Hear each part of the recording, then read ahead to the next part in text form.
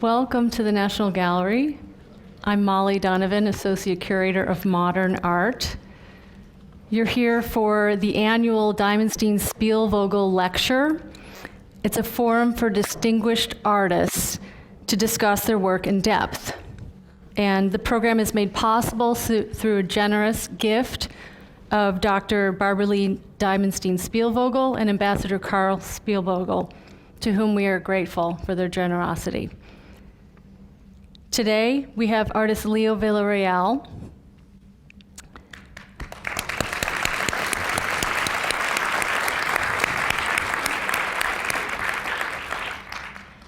Leo's innovative work is installed in public and private collections worldwide. The gallery has been fortunate to have Leo in our midst for over 10 years now. In 2005, Leo began work on Multiverse in the moving walkway area between the east and west buildings of the National Gallery, and the work was completed in 2008. I can't emphasize enough what a major impact this work has made on this institution and for its visitors. It has made the transitional space between the buildings a magnificent experience as you pass between, the east building where the modern art is to the west building where the art from the Renaissance until the early 20th century is installed. Multiverse has become the most photographed work at the National Gallery, which is saying a lot given our considerable collection. And we know this from social media primarily. When the work was first installed, it instantly appeared all over Flickr. It's gone on to migrate to ensuing social media platforms, including Instagram, Twitter, and so forth. And it has a significant social component to it, which is important to Leo's idea for the work. And because of this, we decided to solicit questions through social media, through through Twitter, and Instagram. We solicited questions for the artist, and I'll be asking Leo some of these questions from the public throughout the talk. We thought that was appropriate to weave that in. So Leo was born in Albuquerque, New Mexico in 1967. He received his first computer, an Apple II Plus, from his father at age 13. And in college at Yale University, Leo began experimenting with light, sound, and video while studying set design and sculpture. He went on to earn his master's degree in science and the design of new media, computational media, and embedded computing from New York University's Pioneering Interaction Telecommunications program at the Tisch School of the Arts. He's also been an adjunct professor at NYU. In addition, he worked at Interval Research in Silicon Valley, and altogether these experiences prepared him to push LED, or light-emitting diode technology, far past commercial applications. Leo takes light-based works into a new scientific realm that uses the programmed language of mathematical and computational-based systems. He's received numerous commissions for public and private works. He's been included in numerous group exhibitions, and importantly, he was the subject of a solo exhibition that from 2010 to 2012 traveled around the United States to 4 different venues. It originated at the San Jose Museum of Art and went on from there to travel. In 2008, just before Multiverse was installed in the concourse area of the gallery between the two buildings, Leo and I had a public conversation much like this one. And so 8 years later, it's wonderful to bring Leo back and to fill in the gap and to learn about what he's been doing in the meantime. And this offers us a wonderful opportunity to put his work in context of a larger, longer timeline, and within the context of his ever magnificent practice. So please join me in thanking Leo for coming today. Thank you.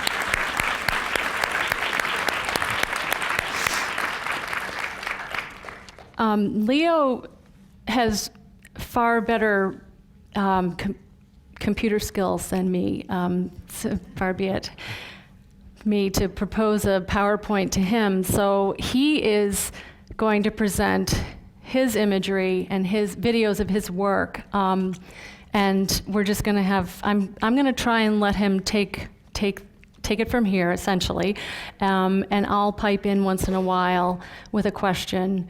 But for the most part, Great. we just want to hear from the artist. Wonderful. Well, thank you so much. I'm thrilled to be here. Is this working? Yes. Am I good? Okay, great. The National Gallery is near and dear to my heart and has been really transformative for me, so it's a great pleasure to be here. So I guess I'll just start with a little bit of context for some who may not know. Some of my very early inspirations as an artist were James Turrell and Dan Flavin. And I was fortunate to go and visit the Panza collection in Varese and see that work for the first time installed, which was pretty remarkable. I was there pretty much alone and had this formative experience that, in retrospect, was very important to me. My family's actually from Marfa, Texas, and I was very familiar with, these are some of the Dan Flavin pieces which are in Marfa, wonderful in the barracks at the Chinati Foundation. Donald Judd went there in the 70s and bought up a lot of the town and transformed it into his own, basically turned the town into his studio and private museum. So it's a exciting place to think about. I was studying sculpture at Yale, and I became aware that, it was, my grandmother had told me that this artist had come to town and was building all these walls, and I sort of had this collision of family history and art history when I realized it was Donald Judd. So it's been nice to think about. I got pretty interested in technology after college, and I ended up working with Michael Neymark, who you see here, who's an amazing artist from MIT. He was there in the 70s and obsessed with this idea of capturing place using these camera systems, and he would navigate around capturing. This is a 16 millimeter film camera rig where he would capture stills, stereoscopic pairs, and then we spent the summer of 1994 taking that data and turning it into these, reanimating these images with the camera. So. And this is at Interval Research? That's right. Paul Allen founded a think tank called Interval Research, which is, it's no longer in operation, but it was a very exciting place to be in '94. So I went out for the summer, and it was, again, transformative to be in Silicon Valley, which was the sort of mecca of all these things and things I'd been interested in. So great to be out there and to be immersed again in, with very brilliant computer scientists and engineers. But Interval, the idea there was to gather designers, musicians, artists, and combine them all with this group and see what would emerge. Interdisciplinary. Yeah. Great. So the other really exciting thing that happened in the summer of '94 was my first trip out to Burning Man, which I've been attending every year since. And by my third year out there, my first experience at Burning Man was getting profoundly lost, to the point that I couldn't find my tent, and I was wandering around. And this was in the early days when there were about 1,500 people. Can you describe Burning Man a little bit for the audience? Burning Man is a festival that's been going out in the desert.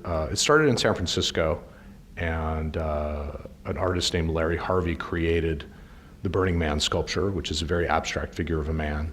And by its third year, they had to move it out to the Black Rock Desert of Nevada because the fire department wouldn't let them light it on fire on the beach in San Francisco. And people gathered. So I went out and was very impressed with this group of people building a city and these amazing interactive experiences. So by my third year of attending, I decided to do something about this getting lost problem and created the sculpture that you see here, which is a matrix of 16 strobe lights. And I programmed it with a microcontroller, and 0 is off and 1 is on. And through building up these simple patterns, I was able to create something that was really a beacon, But for me, I thought of it as a utilitarian device for this very particular set of circumstances. But it turned out it was this epiphany with, the combination of software and light and space and people was this kind of heady thing that I've sort of been pursuing ever since. And I have two questions for you around that. Was this the first time you used light? Was it early? I mean, where do you place this in your I'd always use of been light? interested in light from my time in designing sets, and light was always important. But then I realized, I guess, through my experiences with Turrell and Flavin and Varese, that it could be much more stripped down. But this was the first time I really had used light, so yes. And the on and off, that, I've heard you refer to that as a binary system. Yep. Meaning one or the other. So just starting with the basics. Well, the lowest level you could go down to Yeah. a series of 16 zeros and ones, and that's the level I was programming things at. So I feel like I went down to the lowest level and started there. But what was interesting is that even with the small, tiny amount of information, these pieces felt like they could communicate and had a lot to say. That the lights were animated. Sequenced, I would say, but it felt like they were trying to communicate. Yeah. Which is interesting because Yeah. I think we see this communication, but we never hear it in your work. But you Right. kind of imagine sound in your work. Yeah. So that, I'm jumping forward now to 2003, when I had the opportunity to make my first large-scale light sculpture. Went back to New York after some time in California, established my studio, started having some shows, and gradually, I'd always been interested in scale and had been making these Photoshop renderings of buildings with each window was a pixel, but I didn't really know how that would actually manifest itself. But finally, in 2003, Alana Heiss and Klaus Biesenbach asked me to think about PS1. They were doing a renovation of the building, and they had this construction scaffold up, and were wondering, could I work with that? And there was a show that they were hosting called Signatures of the Invisible, which was collaborations with artists from CERN and the Particle Accelerator. So it was a very nice opportunity to work within that context. So what you see here is PS1. This is 640 white LED nodes attached to the side of the building and sequenced, and again in a kind of a pretty much desolate wasteland. And what I realized was that there's a gas station right across from the piece, and the gas station attendant was very aware of changes in small changes in the sequence, and we would talk about it, and the taxi drivers, and I realized that it was really great to get art out into the world and make public art that anyone could see, and they didn't actually have to go into the museum, as much as I love museums and galleries. So that was really kind of the first experience I had with the public and introducing something You like were that. started to reach a new audience through a work such as this. Yes, larger scale, engaging with the urban landscape, and a lot of the patterning was inspired by the city and the movement of traffic and the things around it. That's what I took as input to create those sequences. That piece led to the Albright Knox up in Buffalo, which is our connection. Molly, you're from Buffalo, right? Yes, yes, proud native Buffalonian. Yeah. Where I have to admit I saw this work when I was at a concert in the parking lot of the museum. And it was part of an exhibition called Extreme Abstraction, for which the work was commissioned and then acquired thereafter. And I knew Leo's work, but I hadn't seen it at this scale until the work at the Albright Knox. And this was a building of Gordon Bunshaft from 1962.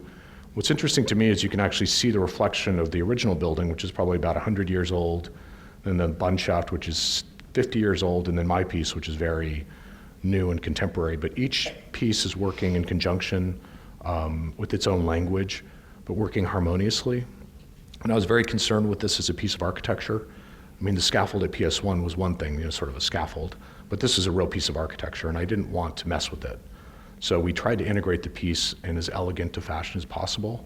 So it's all hidden behind the dark glass, and I think it ended up being very effective. And there's a connection between those two works, am I right? In that Yes. the actual The actual LED technology that we used at was PS1 came up to Buffalo and was integrated Still into there. that. Yeah. Nice segue. So it was that work that gave me the idea about our space in the concourse, the moving walkway, to invite Leo to consider illuminating the space, which was rather dark. Yeah. Um, What you see here is a piece at the Johnson County Community College, and it's the Johnson Museum. And it's exciting because it's an academic environment. I always loved working in schools and having pieces be accessible to young people and people who are studying different disciplines. And this is integrated into the building, again, by an architect named Kyu Sung Woo. And we worked this was exciting because from the start, we were thinking about the piece and how could we integrate it into the architecture. And he was very generous as an architect to, give me the space and trust me as the artist with his building. But it was a wonderful collaboration, and we were able to really bring something to the building, energy and life. And I think for me, it was a big leap in terms of the programming. This is when I really started getting into, I'd always been interested in rules and underlying structures, and I got deeply into Newton's laws and working with physics and acceleration and velocity and creating these collisions and with particles. And I had many more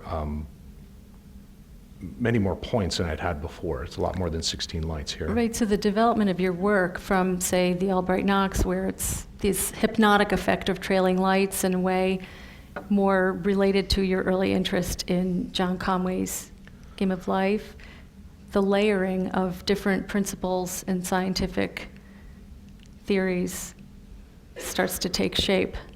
This work, it became much more complex at this point, where you see here like little individual dots moving around, and then there's this bursting effect, and it's much more layered. Mm-hmm. And that was something that was exciting because it just became more complex.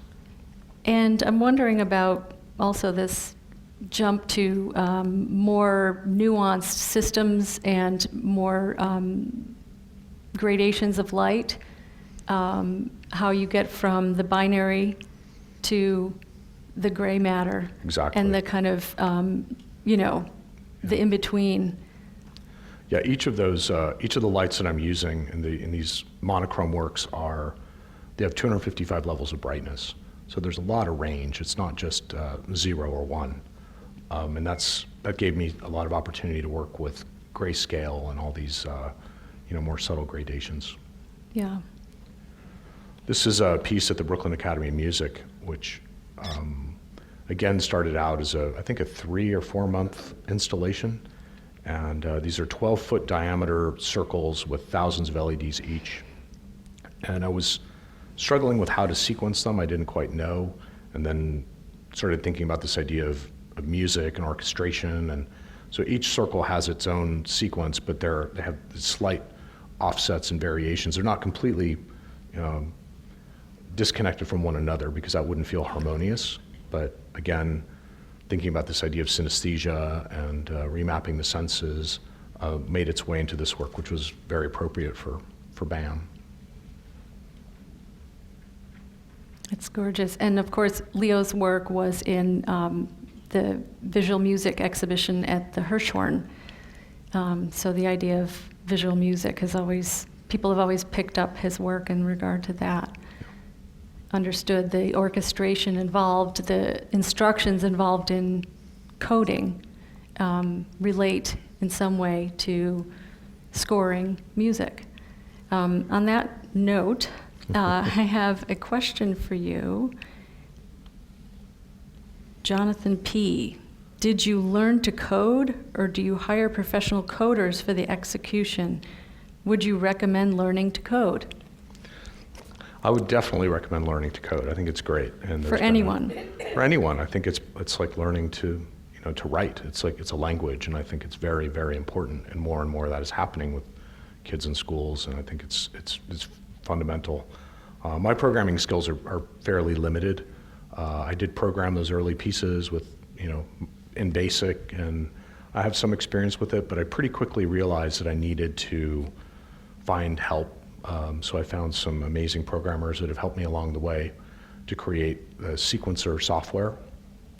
We hit some performance issues Especially here, we see multiverse with 41,000 LEDs that we were trying to control, and the tools that we had weren't working. So we needed, we wrote a tool in C, and that's what we're using here. So I'm working with the team, but once I'm specifying how the tool is made. So it's a custom-made tool that I use, and then I spent, I don't know how many nights here late at night after the museum was closed, sequencing the piece and sort of finding my way. And I'm very interested in ideas of artificial life and emergent behavior where you don't know in advance what is going to happen. So it's not didactic. It's more discovering the answer or the solution. So you create a certain framework and then let it flow. And then I wait for that, 1% of the time when something compelling happens, and I capture those moments. And that's pretty much the way I've been working throughout. And it was wonderful to be able to work here at the National Gallery in this very, 200-foot long corridor of pay and with these moving walkways. And people were already on a journey. They were already going from one end to another. So being able to augment that in an interesting way was exciting, and it tied back to some of the early work I'd done in virtual reality and these immersive experiences, but adding another layer in a way that that was very integrated again with the architecture. So we worked with what was there, and again working with the mirrored slat is another exciting moment. These mirrors, because my work, the sequencing is about reflecting what's already there, and so that there is a mirror in that, but then there's an additional layer of literally a reflection. So those two elements fused together, I think, is what gives it an additional layer of Right. excitement. And I just want to, call out, identify one of you answered a question from V Riders. So can I impress my friends sometimes? How many bulbs? So you said 41,000 Yes, LED 41,000. nodes. So Approximately, plus or minus. We'll have to have someone count them. Right? Yeah, right. And then you also started to address another question from DFY 97 about your programming and your approach to programming and the code. Do you use a random number generator? Even that is not truly random, given it is based on an algorithm. So is it truly random? It's a very scientific. There's a lot of randomness and chance in my process. I'm not obsessed with absolute randomness in the way that probably a cryptographer would be. But any which way I get there, at a certain point when it feels right, I capture it, and that becomes part of the sequence. But the sequences are then presented in a random order and for a random amount of time. So the work is not generative. It's not making new things that I've never seen. And I've sort of had to really assert myself as the author and say, I haven't written myself out of the equation quite yet. But I guess we'll see over time. And so it doesn't repeat. It does not repeat the same progression. So it's almost like shuffle, but it's not one song and then another song. The granularity's different. It might be this instrument and this song, this 5 seconds of this song plus this. So it's cutting and pasting from that right. set of material. And so people often ask me, is it on loop? And I always say no. And then I say it's mathematically possible but highly improbable that you'll ever see a pattern repeat. Is that? You might recognize a certain sequence, and if you look at it long enough, that would be the case. But I think the seeing the exact same thing, I think would be, chances are very slim. But I'm sure a mathematician here might. You can't take it all in. For it, yeah. Because it's 200 feet long, the space, and there are 41,000 nodes of light. But you're still looking for the pattern, and I think that's the genius in Leo's work, is that he's harnessed this interest in tracing the pattern, identifying the pattern, that we're all interested in. It's in our human nature to do that. I think we're hard-coded to recognize patterns, and that's what our brains do. So this is sort of playing with that compulsion, and you see information and you can't help but try and match it to something that you know. But because my work is all abstract, you're never going to see images or any text in my work.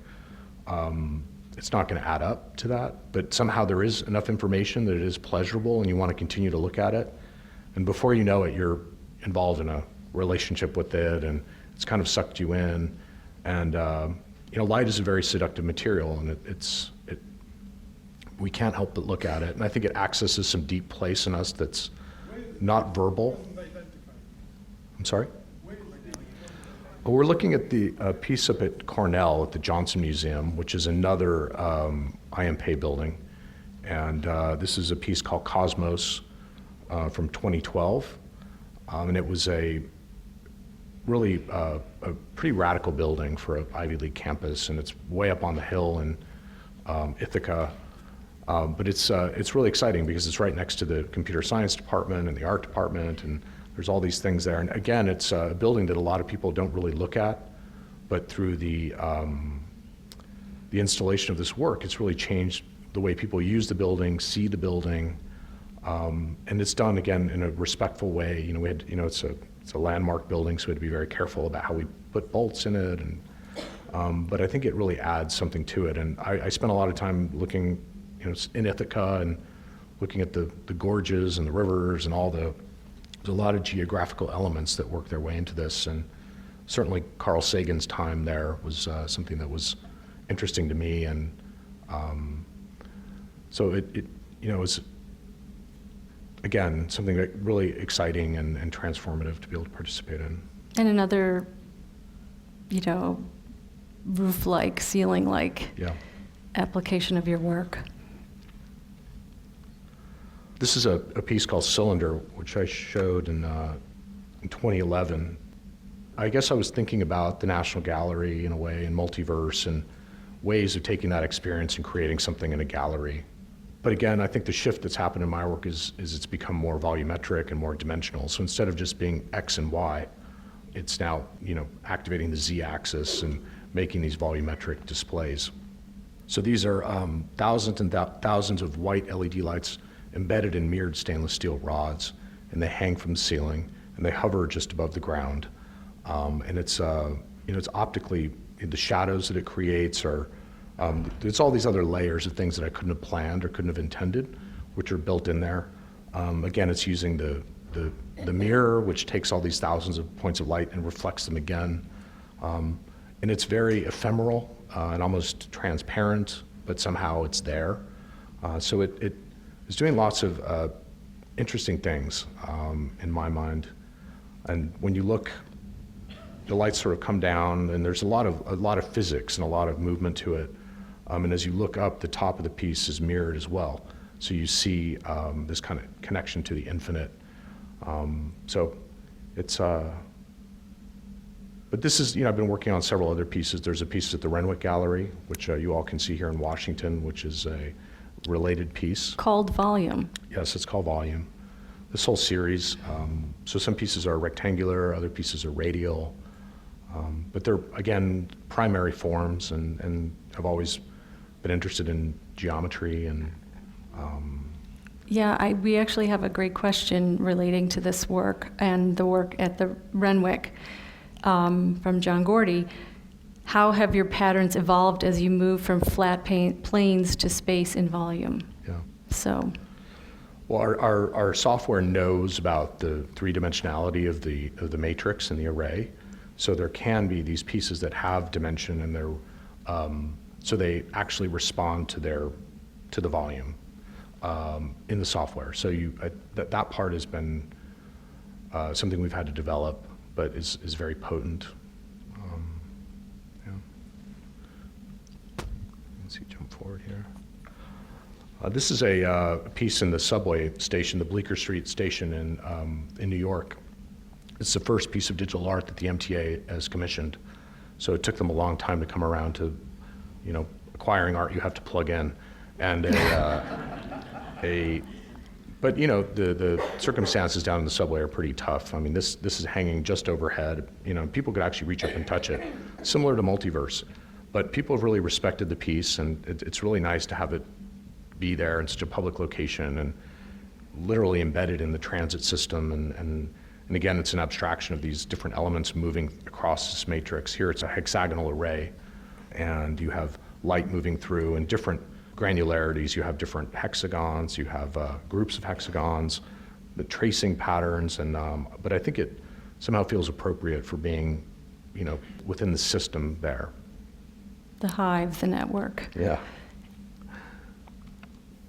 This is a piece called Buckyball that again is from 2012. This was shown in Madison Square Park, and it was up for 4 months. This piece opened 3 days before Hurricane Sandy, so that was pretty exciting. I remember calling my engineers and asking if there was anything we could do. I just imagined this thing rolling down Fifth Avenue. But fortunately, that didn't occur, and they said the biggest danger was limbs and other things hitting it, but nothing happened. It survived perfectly well.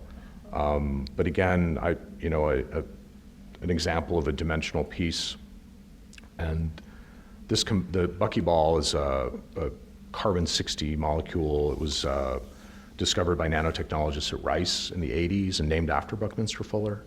And I saw this in the Science Times and became sort of obsessed with this form as a building block in nanotechnology. And I wanted to take this piece and see if I could turn it to scale it up to kind of monumental form, because you would never be able to see this with the naked eye. And within the context of Madison Square Park with the equestrian statues and all these things that are very traditional, putting this piece there was really exciting. And we surrounded it with 6 zero-gravity couches so people could have a place to rest, and a little bit of a riff on a park bench, except that you're in this reclining form, and you can see the chairs here. But it really brought people together and around the piece, and became, again, something that people really wanted to be with. And the piece is now, we loaned it to Crystal Bridges in Bentonville, Arkansas. And it was there for a few months, and they've decided they wanted to acquire it. So now it's at the entrance of the museum. So it kind of went from the center of Manhattan to a field in Arkansas. Wonderful. But it's much loved. And the benches are there as well. Yes, they are. It's all to be one experienced piece. Yes. from this vantage point. Yeah. But zero-gravity chairs are something you have been interested in for a very long time. I think that goes back to my time at Interval and when we were doing all this virtual reality research, and the idea of the zero-gravity couch is that you'd be in this certain position that would equally distribute your body weight, and it would be easier to leave your body, which I think is an interesting idea. And it's sort of, I started working with it in terms of these light sculptures as creating a place for artists to sit and to be. And I'm very inspired by some of the couches that John Chamberlain did in Marfa. He has these big barges, and at the Andy Warhol Museum. So he would take big blocks of foam and he would carve them and then throw a parachute on top, and people could just sort of plop down in it, which I love that idea. And I think it's really nice to make a place for the viewer, and especially when you're creating this kind of communal experience, it just energetically wraps the piece and makes a place for people to be. Yeah, if you've ever lied on one of those, they're great. Yeah, Conservators let you lie on them anymore. Right. They're So wonderful. This brings me to the Bay Light sculpture in San Francisco, and I was asked to think about the Bay Bridge as a canvas and what would I do. I'm often asked to think about different places and different sites and what would I do? And a lot of times these things don't happen, and I thought the chances of this happening were very small. But I created this rendering, and it's about a 1-minute rendering, and using different software tools, and this is something that I did myself, so I do go pretty deep into the digital. So what we're looking at is a rendering. This is a simulation. It's not the actual work. And the idea here was to put 25,000 white LED lights on the suspender cables of the Bay Bridge in San Francisco. And the tower of the bridge, they're 525 feet tall, and this is the western span, which is over 75 years old, and it's all been seismically retrofit. So technically, 25,000 is less than 41,000, so ours has more LEDs. I know. Is that what we're saying? I didn't realize that before you just said that. Multiverse is denser. Okay, Yeah. good. May still have the record for most LEDs. Okay. But it's one thing to do these simulations in the computer and in 3D. It's a whole other to actually go and experience the bridge. And I might add that Leo's rendering, the simulation, was what sold the powers that be here. I kind of understood that. Yeah. I could imagine what it would look like, but showing others what it might look like, it was really Leo's simulation that bridged that gap. So it was a testament to that. It was important to show Education. it to Caltrans, who owns and operates the bridge, and winning people over. And you can talk about lights on the bridge, but that means so many different things to different people, but actually show them what it could look like. What I'm happy with is that the actual piece looks very much like that. So the idea survived from initial conception to actually realized work through a very complicated and bureaucratic process. I can only imagine. How long did that take?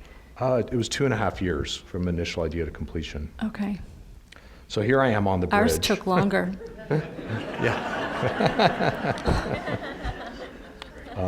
Three years. This was daunting. No one had to go 525 feet up in a harness. We had to come to terms with just the sheer scale of the bridge. Here's our lighting system that Philips provided that was weatherproof. We had went through an elaborate process of figuring out how to fasten the lights and 3D printing, and came back that we were going to zip tie the lights on, which I was surprised that was the technical solution, but that's how it worked. And we spent 5 months. It was So a very here you elaborate are. process, and we actually created a documentary called Impossible Light that you all can find online. It's 70 minutes and tells the story in great detail, which I think was important because we had artists, like Christo writing letters of support, and I felt very supported, and I wanted to do something for other artists and other communities. And the documentary is a really wonderful way of sharing that story. But really it was about, once we did all this crazy stuff we had to do, we finally got the piece up, and it was about me sitting in front of the piece for months, programming it live with my laptop. And I'll show you some of the results. This is some actual footage of the Bay Lights. It opened on March 5th of 2013, and it was a very exciting moment. We lit it. There was a huge tempest, crazy weather, and even nature responded to the lighting of the Bay Lights. But we did it. It came on, and it was incredibly well received. It's been a true gift to San Francisco. We had to raise $8 million to do this piece and find civically minded San Franciscans. And we did economic impact studies that said it would bring, I think, over $100 million into the local economy. But it ended up becoming this piece of monumental public art, and people came to San Francisco to see this piece. And again, it was available, and we estimated, I think, 50 million people saw it over the first 2 years. Wow. So it was a huge audience, and it became a local story, national story, international. So it was seen far and wide, and it's inspired many others. But it changed the way people see the bridge, and San Francisco is all about the Golden Gate. That's the icon, and the Bay Bridge was sort of, not really thought about. So this has shifted the attention back to the Bay Bridge, and it's integrated software and light and infrastructure in a way that is very unique and communicates to what the Bay Area is about. Somehow it really resonates. So it was up for 2 years, and at the end of 2 years, because Caltrans needed to do maintenance on the bridge and paint the cables, so we had to take it down, and people were very upset about that. And we found some donors that were willing to pay for it to be reinstalled, this time as a permanent piece. So we've done that. It opened on January 30th. Wonderful. And we've gifted it to the state of California. So now the Bay Lights is permanent. So That's great. it's, Just like our work, which was initially temporary. No, I just want to explain that once you can't have an end date on Leo's work. It has to be permanent, because once you live with it, you can't live without it. And it's similar case here. Yeah. people really do fall in love with these pieces, and it's interesting how you can do that with something that's really a cold, hard set of numbers. But somehow these things are doing something which is hard to describe, but everyone wants to tell me about their story with multiverse. I'm constantly getting, and it's exciting to overhear people and the Bay Lights. They want to tell me who they were with, and the moon was out, and all the whole story. But it makes this major, deep impact that Yes, is really it's deeply pretty felt wonderful. and experienced, and you can't ignore it. It's something seductive and smart all at once. Yeah, it's amazing. So let's see, I have a question.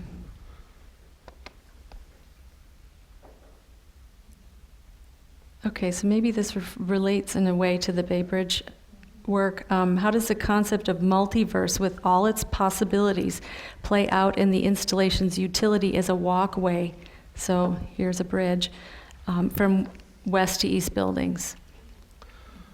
Well, I started thinking about the fountain, certainly, which is this kinetic thing. It's a system, and that inspired some of the programming. Although I don't use sensors. It's not interactive. I'm not sampling things from nature the way some other artists might take video of water and then map that to the LEDs. I'm kind of building things up from the fundamental level of recreating it with code, which I think is an important distinction.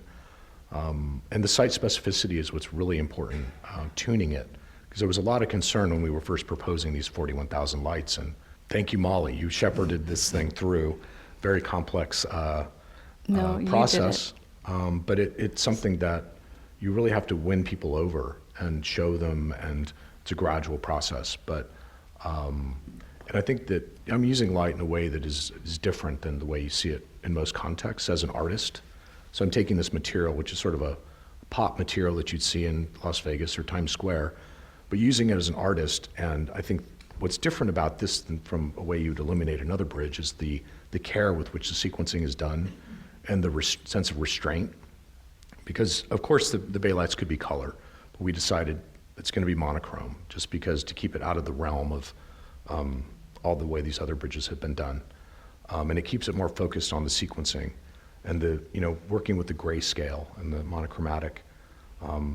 So I think that those decisions are really important, and also keeping it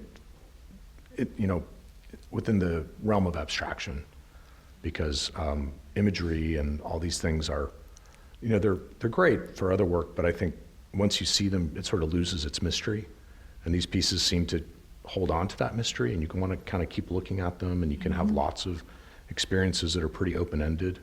And in the context of what we're surrounded by, and with the web and all these other technologies that have a very specific agenda for us, and a real goal, to not feel that, to feel a sense of freedom of like, this can be whatever I want it to be, I think is pretty powerful. And it's clear listening to people go through the moving walkway and experiencing all of your work. They bring their own associations to the work, and they're as varied as you can imagine. Those look like fish. Right. This is constellar. This is oceanic. Yeah. This looks like fireworks. People have renamed your work according to these associations many times. Right. I'm sure you've heard that. Yeah. Looking forward a little bit, this is a rendering of a piece for the Moscone Center, which is a convention center in San Francisco, which is being redone by Skidmore, Owings & Merrill.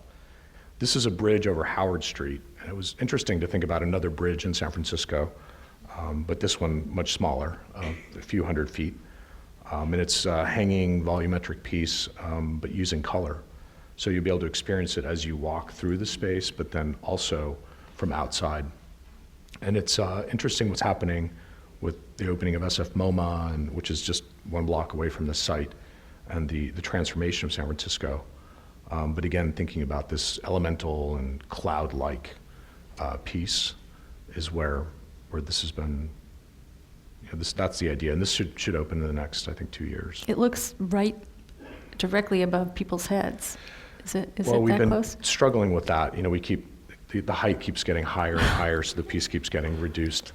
But I think we're at the right level to where people can't touch it. That'll be something to look forward to. That looks just fabulous. It's like a vapor. And you've talked about your work as being like this ephemeral layer vapor. That's right. I remember with Multiverse, in fact. So here's a question for Maleficent Lord. How did Mr. Villarreal want to make the viewer feel? Or how did he want the lights to make him feel? I think I mean, for me, it's, I guess I want to add something to the conversation. I want to intrigue people. I want people to, it's something I find pleasurable, I mean, looking at and spending time with. But I also like the idea of bringing these digital things out, out of the computer and into the world, because I could be making, projections or things you see on screens, but actually dealing with light itself is very powerful and potent. So having that primary experience, I think, is what I want to do for people. And it's really about being there with it. It's not about the, unfortunately I can't, well, I guess we can all walk out there right now and have the primary experience, which is great. But in most cases, you can't do that. So that's really important to me, is the presence and seeing it with your own eyes, because there's a certain quality that you just can't capture. So I guess that sense of experience and presence.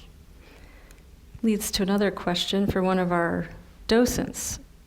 When did Mr. Villarreal first think about using lighting as a medium for his art, and what inspired that use? Well, I guess that would be my Burning Man experience with being lost and needing a way to get home and finding this, whole, it's kind of interesting how these things just lead to other things. Let's see, there's another one about what, let me find it.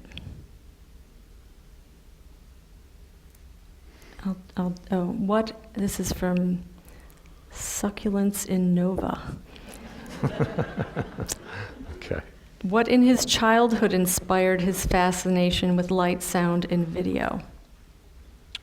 Well, I grew up in West Texas and, northern Mexico, and I think being in the desert was interesting, seeing light, the sky, and all these things, which sounds sort of like a cliche, but the light is really special in that landscape, and being out there in this kind of rough environment. And I think I'd like to, go back to that at some point, in Marfa. Back to the homestead. Yeah. That would be meaningful. I think this is something that, this is... speaking about where things are headed, I mean, this is a picture of the neutrino detector, and I always thought of my pieces as these sort of optical devices. This is where? This is in Japan? This is in Japan, yes. So... Not Leo's work, made by someone else. Yes. I guess I was interested in Duchamp and his optical machines and roto-reliefs and things, and I see that in a lot of my pieces. Yale. Mm-hmm. Yeah.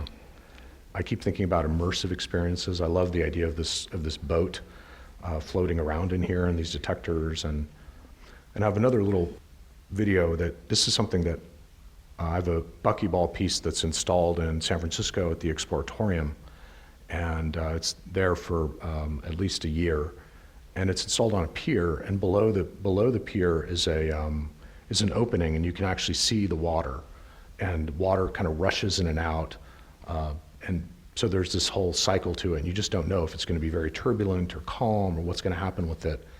But I was very excited to put this optical device above this organic system, from nature and the water, and seeing those two things interact. And I've been working with some different filmmakers and videographers to try and capture some of the effects, and I was really excited to see what it was doing in the water. And so this is actual footage. It's slowed down, but it's not manipulated in any way.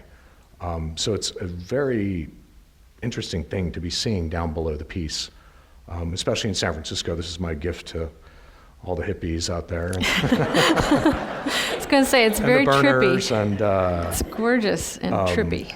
But very interesting to see that interaction and really actually integrating an organic system, thinking about how water could become part of these pieces. And well, it goes back to your idea of mirroring and your use of stainless steel in the rods in your volumetric works, this mirroring, but here in natural phenomena. And it's also been interesting to think about this because my pieces, there can only be so many of them, and in certain places, and how do you transmit your work, or how do you create other representations, and I think there's potential for this to become something in its own right of, a piece related to it. I mean, that would be the primary work, but this could be the equivalent of a drawing, a sketch, a something. And as we go into this time of, with all this new technology of, virtual reality is kind of coming back, and just thinking about how these experiences with these pieces could be transmitted. And I've been kind of down on projection and down on screens, but the quality of some of these new devices is pretty extraordinary, to the point that you're looking at a monitor and you feel like you're not looking, you're almost looking through it. So it's become a window, a portal, and that has kind of gotten my attention recently, and been thinking about that. So it's exciting, and I'm not sure how this is all going to shake out, but it feels like certainly an exciting time. Well, it's gorgeous, and we can't wait for your next move, whatever it may be. Yeah. It's so interesting, and it's so wonderful to see the work develop, and having developed over the past, 8 years. It was clear when we put in Multiverse, Leo was going somewhere really big, and he's certainly proven that again and again. So we can't wait for, the next 8 years. We're interested in tracking patterns, and there's an Instagram aficionado named Phil Martin who has tracked patterns on Instagram, and one of which he has identified multiverse as a pattern, images of multiverse repeated on Instagram, which is so interesting. And so he's come up with this hashtag, those NGA lights link, which, it just keeps going, right? The patterns, Leo's work reflects, and it keeps going. It's infinite, these patterns that you create. And so we thank you for giving us that great gift. Well, my pleasure. Get on. Thank you.